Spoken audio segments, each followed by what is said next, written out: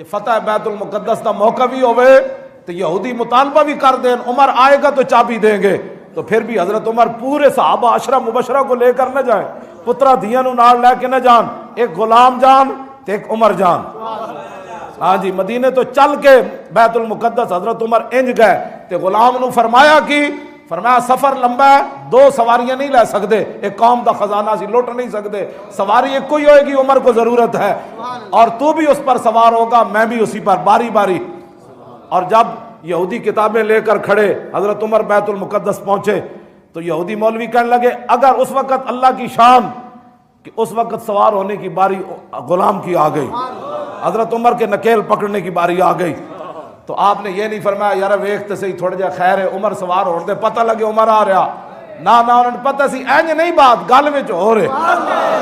میں آکھا اقبال اور 10-36 لاکھ مربع میل دے حکمران ہومن تے شان آئے عمر حضور فرمایا میرے بعد کوئی نبی ہوندا تے عمر ہوندے، عمر دے راستے تو ویکھ کے شیطان راہ تے نس پاوندے، عمر دی زبان تے حق بولدا ہے، اے ساریاں شاناں ہومن تے میں کہا اقبال غلام پھر سوار ہوئے تے عمر نکیل پھر پکڑ لوے، کیوں آیا؟ کہنے لگا تیری نگاہ ناز سے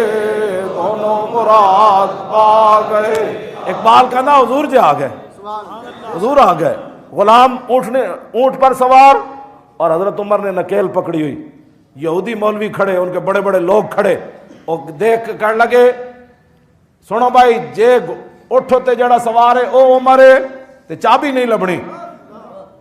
جی عمر ہوے جڑا نکیل پکڑ کے آ رہا تے بیت المقدس کی چابی لب جانی، کیونکہ ساڑیاں کتاباں چ لکھیا نبی آخر الزمان دے غلام کان گے تے اس حالت جان گے، دیکھیے کس شان سے امت کا امام آتا ہے، خود تو پیدل ہے سواری پہ غلام آتا ہے۔